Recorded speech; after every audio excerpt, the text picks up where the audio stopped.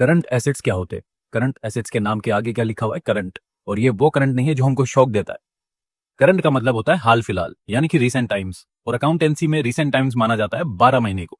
तो current assets वो assets होते हैं जो विद इन 12 मंथ्स कैश में कन्वर्ट हो जाएंगे। जैसे कि आप डेटर का एग्जांपल ले लीजिए। डेटर्स कौन होते हैं? जिनको हमने अपना माल बेचा, अपना प्रोडक्ट बेचा और उनसे हमको अभी पैसा मिलना बाकी है। तो यूजुअली आप देखेंगे जो क्रेडिट पीरियड हम उनको देते हैं डेटर्स को कि आप पैसा दे देना 3 महीने बाद, 4 महीने बाद, तो वो कभी 12 महीने से ऊपर नहीं जाता। 12 महीने से अगर ऊपर जाता है तो वो करंट एसेट्स नहीं कहलाएंगे।